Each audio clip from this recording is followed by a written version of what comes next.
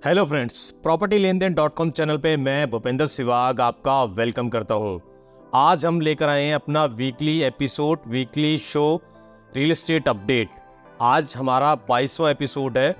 इसमें हम बहुत सारी रियल एस्टेट की अपडेट आपके लिए लेकर आए हैं। इसमें हम आपको बताएंगे कि 2024 की सबसे बड़ी डील कहां पर हुई है। इसके साथ साथ आपको ये भी बताएंगे, जब आप होम लोन लेने जाते हैं तो होम लोन पे आपको इंश्योरेंस लेने के लिए कहा जाता है, वो आपको लेना चाहिए कि नहीं लेना चाहिए। इसके अलावा यूपी रेरा की गाइडलाइंस, हरियाणा रेरा की गाइडलाइंस, महाराष्ट्र रेरा की गाइडलाइंस, बहुत सारी अपडेट है हमारे पास आपके लिए। तो आपको शुरू से एंड तक ये वीडियो देखना है। इसमें सिर्फ आपको इन्फॉर्मेशन मिलेगी, कोई प्रमोशन नहीं है, किसी तरह का कोई सेल्स पिच नहीं है इसमें। ऐसी वीडियो यूट्यूब पे आपको कम ही मिलेंगी। एक एपिसोड में पूरे हफ्ते में पूरे इंडिया में रियल एस्टेट में क्या घटा है वो सारी डिटेल आपको इस वीडियो में मिल जाएगी। बिना किसी देरी के हम शुरू कर देते हैं आज का अपना एपिसोड। तो सबसे पहले शुरुआत कर लेते हैं हम 2024 में 100 करोड़ से ऊपर जो सबसे बड़ी डील हुई है उसके बारे में बताते हैं आपको। वर्तिका गुप्ता एक बिजनेस वुमेन है। उन्होंने एक फ्लैट बाय किया है, करीब 12,000 स्क्वायर फीट का ये फ्लैट है और इसका जो प्राइस है वो करीब 116 करोड़ रुपए है। ये डील हुई है मुंबई में, साउथ मुंबई में ये डील हुई है। और वर्तिका गुप्ता के जो हस्बैंड है वो भी एक बिजनेसमैन है, वो एक यूनिकॉर्न चलाते हैं। और कुछ दिन पहले वर्तिका गुप्ता एक बार और सुर्खियों में आई थी। सुर्खियों में आने की वजह थी, उन्होंने रोल्स रॉयस कुलीनन घोस्ट गाड़ी बाय की थी 12.5 करोड़ रुपए की। एक बार फिर से ये सुर्खियों में है और इनका लग्जरी होम डेकोर का बिजनेस है। तो ये 2024 की जनवरी की सबसे बड़ी जो डील है वो मैं आपके साथ शेयर कर रहा हूँ। इसी तरह की एक और बड़ी डील हुई है। एक और मुंबई में फ्लैट बाय किया गया है, 85 करोड़ रुपीस का ये फ्लैट बाय किया गया है। जो साइज है इसका वो मात्र 5,000 5,500 स्क्वायर फीट है। और इस डील की बात हम इसलिए कर रहे हैं क्योंकि इंडिया में ये अब तक की पर स्क्वायर फीट के हिसाब से सबसे महंगी डील हुई है। एक बिजनेसमैन है, उन्होंने इस फ्लैट को बाय किया है। साउथ मुंबई में ये बाय किया गया है फ्लैट और इसका पर स्क्वायर फीट जो प्राइस है वो 1,45,000 रुपए है। तो इंडिया की ये सबसे एक्सपेंसिव डील है इन टर्म्स ऑफ पर स्क्वायर फीट। अगर आपने इससे महंगी कोई डील सुनी हो, पर स्क्वायर फीट में कोई हुई हो, शायद मेरी नॉलेज में ना हो, तो कमेंट में ज़रूर बताइएगा। वीडियो कैसा लग रहा है बीच में रोक के इसलिए पूछ रहा हूँ कि इसको लाइक कर दीजिएगा। और चैनल पे पहली बार आए तो चैनल को अभी सब्सक्राइब कर लीजिएगा, क्योंकि इससे पहले आप 21 एपिसोड मिस कर चुके हैं, वो आप आगे फ्यूचर में नहीं मिस करेंगे। और इसके अलावा बहुत सारी चीज़ें इस चैनल पे ऐसी आती हैं जो शायद आपको दूसरे चैनल्स में ना मिले देखने को। अब हम बढ़ लेते हैं अपनी अगली अपडेट पे। अगली अपडेट पे हम बात कर लेते हैं यूपी रेरा की। यूपी रेरा के जो चेयरपर्सन है, उन्होंने होम बायर्स को एक एडवाइजरी जारी की है। उन्होंने कहा है जैसे ही बिल्डर आपसे 10% पेमेंट ले लेता है किसी भी प्रोजेक्ट में, तो आप फटाफट बिल्डर बायर एग्रीमेंट जरूर कराएं, क्योंकि इससे एक लीगल डॉक्यूमेंट आपके पास आ जाता है कि आप प्रॉपर्टी बाय कर रहे हैं। बिल्डर और बायर के बीच का एक एग्रीमेंट होता है और इस एग्रीमेंट में सारी चीज़ें डिटेल में होती हैं। कितना बड़ा अपार्टमेंट आपको मिल रहा है, किस तरह की फैसिलिटीज़ होंगी, इंटरनल वर्क किस तरह का होगा, एक्सटर्नल वर्क किस तरह का होगा, डेवलपमेंट वर्क किस तरह का होगा। तो 10% पेमेंट करने के बाद आप ये ज़रूर कराएं। और हाँ, बिल्डर्स से भी ये कहा है कि जब तक आप बिल्डर बायर एग्रीमेंट नहीं करते तब तक आप 10% से ज़्यादा चार्ज ना करें। आपने देखा होगा पिछले दिनों आप में से बहुत सारे लोगों ने कुछ प्रॉपर्टीज़ बाय की होंगी कि जैसे ही 10% पेमेंट आपकी पूरी होती है, खास तौर पे जो लिस्टेड प्लेयर हैं वो आपसे गुजारिश करने लगते हैं, उनके कॉल्स आने लगते हैं, CRM से आपको कॉल आने लगते हैं कि आप फटाफट अपना बिल्डर बायर एग्रीमेंट करवा लीजिए। उसकी वजह यही है कि उससे पहले बिल्डर आपसे और ज़्यादा पैसे की डिमांड नहीं कर सकता है। तो आप अगर रुके हुए हैं, आपने 10% पेमेंट कर दी है, तो अपना बिल्डर बायर एग्रीमेंट ज़रूर करवा लें। और बिल्डर बायर एग्रीमेंट करवाते हुए जो टर्म्स एंड कंडीशन है उसको ज़रूर पढ़ें। पढ़ने के बाद ही आप आगे उसको परस्यू करें। अब एक और अपडेट की बात कर लेते हैं। अपडेट क्या, मैं चाह रहा था एक इन्फॉर्मेशन आपके साथ शेयर करूँ।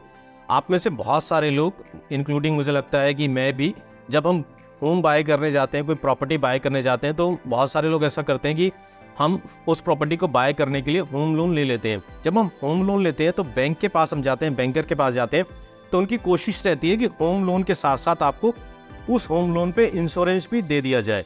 तो एक चीज़ मैं यहाँ आपको स्पष्ट करना चाहता हूँ कि RBI और IRDA इन दोनों की तरफ से ये स्पष्ट इंस्ट्रक्शंस है कि वो कंपलसरी नहीं है होम लोन के ऊपर इंश्योरेंस लेना।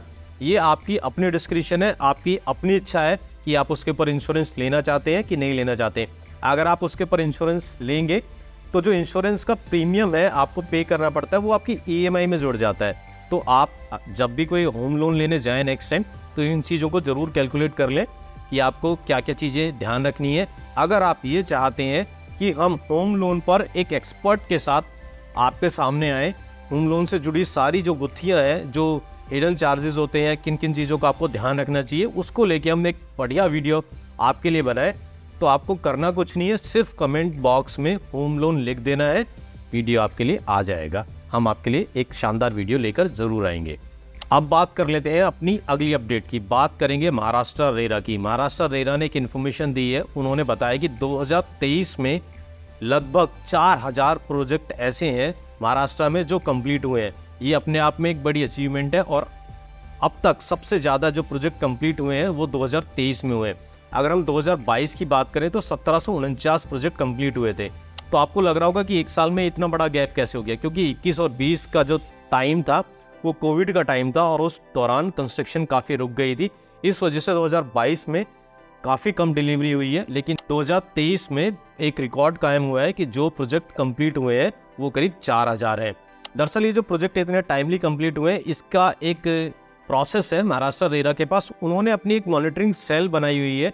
वो मॉनिटरिंग सेल जो प्रोजेक्ट्स होते हैं उनकी बहुत अच्छे से मॉनिटरिंग करती है, पता लगाती है टाइम टू टाइम कि क्या प्रोग्रेस चल रही है किस प्रोजेक्ट की।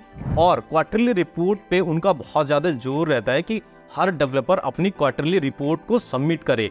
जब बिल्डर अपनी टाइमली क्वार्टरली रिपोर्ट सबमिट करता है तो उसकी प्रोग्रेस का पता लग जाता है। इसलिए एक ये भी वजह है कि एक मॉनिटरिंग सेल बनने की वजह से ये प्रोजेक्ट टाइम पे कंप्लीट हुए हैं। जब महाराष्ट्र रेरा की बात हो रही है तो हम फिर से महाराष्ट्र की एक और अपडेट बताते हैं आपको रेरा की। महाराष्ट्र रेरा 3 लेवल स्क्रूटनी लेके आ रहा है। किसी भी प्रोजेक्ट को अब महाराष्ट्र में रेरा में रजिस्टर्ड कराना होगा तो उसकी 3 लेवल पर स्क्रूटनी होगी। देखा जाएगा फाइनेंशियली वाइबल है कि नहीं, बिल्डर उस प्रोजेक्ट को बना सकता है, टेक्निकल लेवल पे उसको चेक किया जाएगा और साथ में उसका लीगल एंगल भी चेक किया जाएगा कि लैंड डिस्प्यूटेड तो नहीं है, लैंड बिल्कुल क्लियर है, टाइटल बिल्कुल क्लियर है। इन 3 लेवल पे स्क्रूटनी होने के बाद ही फ्यूचर में महाराष्ट्र रेरा से कोई भी प्रोजेक्ट रजिस्टर्ड होगा।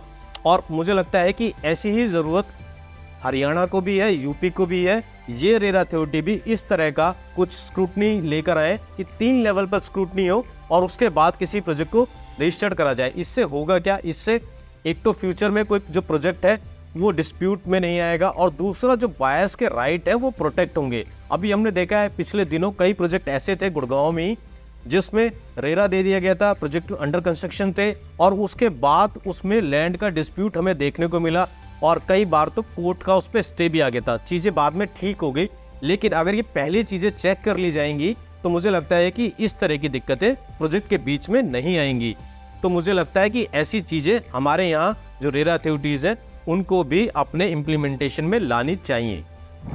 अब बात कर लेते हैं ईडी की। ईडी ने दिल्ली के पास एक छोटा सा यूपी का एक ज़िला है बुलंदशहर, वहाँ पर एक रेड मारी है और रेड जिस पर मारी है वो एक डेवलपर है, सुधीर गुप्ता उसका नाम है और उस पर 100 करोड़ रुपए का स्कैम करने का एलिगेशन है।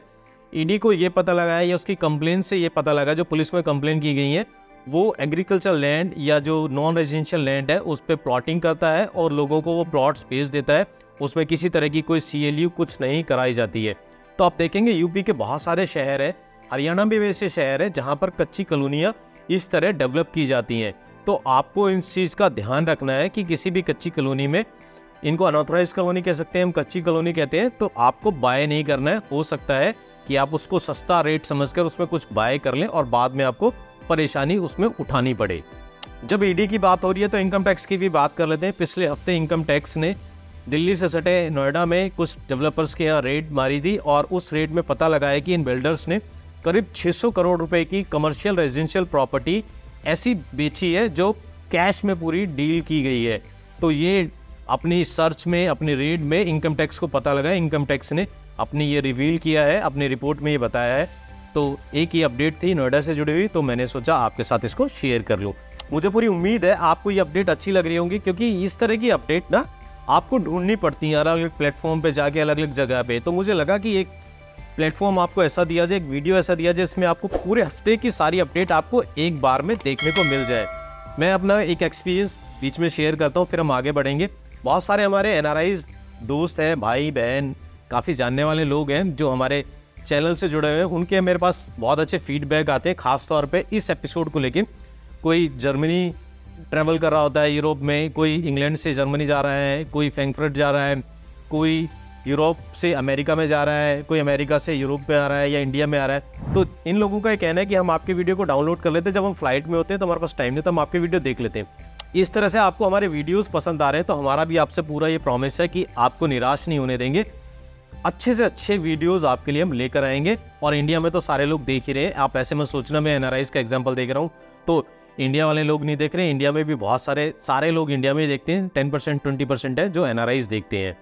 तो बहुत हमें खुशी मिलती है आप इस तरह से हमारे वीडियो को पसंद कर रहे हैं, हमारा कंटेंट है जो आपको अच्छा लग रहा है। तो बढ़ लेते हैं हम अपने अगले अपडेट पे। अगला अपडेट मैं आपके लिए लेकर आया हूँ एक यूट्यूबर है भुवन बाम।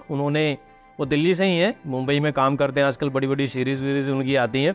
उन्होंने दिल्ली में घर खरीदा है, जीके में उन्होंने घर खरीदा है, करीब 11 से 12 करोड़ रुपए का, कोई कह रहा है 13 करोड़ रुपए का, अलग अलग स्टेट आ रहा है। उन्होंने जीके में अपने लिए घर बाय किया है, एक बड़ी अचीवमेंट है। एक यूट्यूबर जिसने एक फ़ोन से अपनी जर्नी स्टार्ट की, एक रूम से, एक 2 बेडरूम का उनका घर था, एक रूम उसके पास था, उससे शुरू करी, आज वो 13 करोड़ रुपए का घर खरीद रहा है। तो ये अपने आप में बहुत बड़ी अचीवमेंट है। मुझे लगा आपके साथ में इसको शेयर करूं कि जब वेल्थ क्रिएशन होती है, पैसा जब आता है, तो लोग रियल एस्टेट में इन्वेस्टमेंट करते हैं। अब हम अपनी अगली अपडेट की तरफ बढ़ लेते हैं। अब हम बात कर लेते हैं, ट्रेबिका करके एक डेवलपर है, नाम सुना होगा, बहुत कम लोगों ने सुना होगा, बट सुना तो होगा। ये एक अपना लग्जरी प्रोजेक्ट मुंबई में लेके आ रहे हैं, इसके लिए उन्होंने 200 करोड़ रुपए रेज किए हैं। ट्रेबिका का मैं इसलिए मेंशन कर रहा हूँ क्योंकि ट्रेबिका वही डेवलपर है जो ट्रम्प टावर है, जो इंडिया में अलग अलग फ्रेंचाइजी हैं, अलग अलग जगह वो जो बनाए जा रहे हैं, गुड़गांव में भी है, मुंबई में भी, आई थिंक कोलकाता में भी है। तो उनको जो सेल्स का जो उसका काम होता है, CRM का काम होता है, वो ट्रेबिका डेवलपर ही संभालता है। मुझे लगा इनकी एक अपडेट है वो मैं आपके साथ शेयर कर लूँ। और इनके कुछ अपार्टमेंट गुड़गांव में आने वाले हैं ट्रम्प टावर में, अगर आप उसमें इंटरेस्ट रखते हैं। काफ़ी महंगा आने वाला है, मुझे लगता है कि 30 से 31 हज़ार रुपये पर स्क्वायर फीट आएगा। एक्सटेंशन की सबसे महंगी प्रॉपर्टी ये होने वाली है। लिमिटेड ही इसमें अपार्टमेंट आएंगे, अगर आप उसमें इंटरेस्ट रखते हैं, आप बाय करना चाहते हैं, स्क्रीन पे नंबर है, आप हमसे कॉन्टैक्ट कर सकते हैं। मैंने आपको बता दिया। और साइज इसमें 3200, 3500, 6000 के आसपास 2-3 इसमें साइज आएंगे। बहुत ही लिमिटेड अपार्टमेंट इसमें होंगे। आपने देख लिया होगा, प्राइम मिनिस्टर हमारे नरेंद्र मोदी जी हैं, उन्होंने मुंबई में ट्रांस हार्बर लिंक एक ब्रिज है, 22 किलोमीटर का लंबा है ये, उसको इनोग्रेशन किया है उसका। और उसके इनोग्रेशन के बाद जो सबसे ज़्यादा चीज़ वायरल हो रही है वो ये हो रही है कि उस पर जो टोल लगेगा, ऐसा कुछ वायरल फोटो हमारे सामने भी आई है, आप अपनी स्क्रीन पे देख सकते हैं कि एक गाड़ी का जो एक मंथ का पास होगा वो 12 साढ़े 12 हज़ार का होगा। अगर हम इसको एक साल से कैलकुलेट करें तो 1.5 लाख रुपए आपको सिर्फ टोल ही देना पड़ेगा। ऐसा हम कैलकुलेशन करके आपके सामने एजम्पशन लेके आ रहे हैं। हो सकता है मेरी कैलकुलेशन गलत हो, अगर मेरी कैलकुलेशन आपको ठीक लगती है तो नीचे आप लिख सकते हैं टोल। इसकी चर्चा मैं इसलिए कर रहा हूँ क्योंकि इस ब्रिज के बनने से मुंबई से जो जुड़ा हुआ इलाका है, नवी मुंबई है, वहाँ के रियल एस्टेट में बहुत बड़ा बूम आने जा रहा है। तो मैं इसको इसलिए मेंशन कर रहा हूँ, नॉर्थ इंडिया से मैं एक शॉर्ट वीडियो भी इस पर बना चुका हूँ। हमारे यहाँ भी एक ऐसा बहुत बड़ा ब्रिज तो नहीं है, एक्सप्रेस वे है, जो इंतजार कर रहा है कि उसका इनोग्रेशन कब हो। गुड़गांव का पार्ट पूरा बन चुका है, आप बिल्कुल ठीक समझे, द्वारका एक्सप्रेस वे। पिछले 6 महीने से उसकी डेट्स आ रही है इनोग्रेशन की। अब देखते हैं कब इनोग्रेशन होगा, प्राइम मिनिस्टर कब टाइम देते हैं। तो एक बार वो शुरू हो जाए, और दिल्ली का पार्ट मुझे लगता है कि अगले 6 महीने के बाद तैयार हो जाएगा, उसका भी इनोग्रेशन हो जाएगा। तो इस एरिया में और ज़्यादा प्रॉपर्टी का बूम आएगा उसके बनने से। एक और एक्सप्रेस वे दिल्ली के कालिंदी कुंज से नोएडा के सेक्टर 150 तक प्लान किया जा रहा है। अगर वो भी बनता है तो नोएडा की प्रॉपर्टी में भी बूम आएगा। तो आने वाले टाइम में इसमें जो भी अपडेट्स होंगी हम आपको ज़रूर शेयर करेंगे। तो मुंबई की ये चर्चा हो रही थी, मुझे लगा कि दिल्ली NCR के आसपास जो चीज़ें बन रही हैं, जो बड़े इंफ्रास्ट्रक्चर के काम हो रहे, वो आपको शेयर करूँ, आपके साथ साझा करूँ, ताकि आपको पता रहे कि हाँ रियल एस्टेट में इसका क्या असर पड़ने वाला है और रियल एस्टेट को कैसे ये सपोर्ट करेगा, रियल एस्टेट इससे कैसे अच्छा करेगा। आपको लग रहा होगा कि सिर्फ अच्छी अच्छी बातें बताई जाती हैं, रियल एस्टेट बेकार कब होगा, ये कब बताओगे। तो जब रियल एस्टेट बेकार होने लगेगा, बेकार करने लगेगा, कुछ नेगेटिविटी आने लगेगी, तो वो भी बता देंगे। अभी तो अच्छा कर रहा है तो मुझे लगता है अच्छी बात बताई जाए। सीएजी की एक रिपोर्ट आई है नोएडा अथॉरिटी को लेकर। उनका एक कहना है कि 2005 से लेकर 2014 के बीच में अथॉरिटीज़ ने जो लैंड की डील की है बिल्डर के साथ, जो डेवलपमेंट प्लान उनके पास किए हैं, उससे जो बिल्डर और जो वहाँ के ऑफिसर थे उनके नेक्सस की वजह से करीब 55,000 करोड़ रुपए का लॉस हुआ है अथॉरिटी को। तो ये बहुत बड़ा एक परसेंट चिन्ह लगाता है अथॉरिटी की जो फंक्शन है उसके ऊपर। और मुझे लगता है कि इन्हीं गड़बड़ियों की वजह से नोएडा का जो रियल एस्टेट है पिछले दिनों इतना ख़राब हुआ, बिल्डर इस तरह से बैंकरप्ट हुए और रियल एस्टेट बहुत नेगेटिव हुआ। अब रेरा आ गया है, मुझे लगता है कि ये चीज़ें शायद रिपीट नहीं होंगी और गुड़गांव के साथ साथ नोएडा भी अच्छा करेगा रियल एस्टेट में। बात डीएलएफ की कर लेते हैं। डीएलएफ ने अभी अपनी रिलीज जारी की है जिसमें उन्होंने बताया कि हमने करीब 22,000 करोड़ रुपए की इस बार सेल कर ली है, 22,000 करोड़ से भी ज़्यादा की। ये अपने आप में बड़ी अचीवमेंट है। गुड़गांव रेरा की भी बात कर लेते हैं। गुड़गांव रेरा ने 2 बड़े कदम उठाए हैं, उसकी हम आपके साथ चर्चा कर लेते हैं। एक तो पिछले 2-3 महीने पहले 4 प्रोजेक्ट थे जिनको रेरा ने सस्पेंड कर दिया था, उन्होंने अपने कंप्लायंस पूरे नहीं किए थे। उसमें से 2 प्रोजेक्ट ने अपने कंप्लायंस पूरे कर लिए तो उनका सस्पेंशन हट गया है। एक प्रोजेक्ट है आरएफ इंसिग्निया पार्क, ये पूना 1 एकड़ का प्रोजेक्ट था। और दूसरा प्रोजेक्ट है सेक्टर 83 में अतुल्यम करके। इन प्रोजेक्ट्स का जो सस्पेंशन है वो खत्म हो चुका है। इसके साथ साथ मैं एक और चीज़ आपके साथ शेयर करना चाहता हूँ।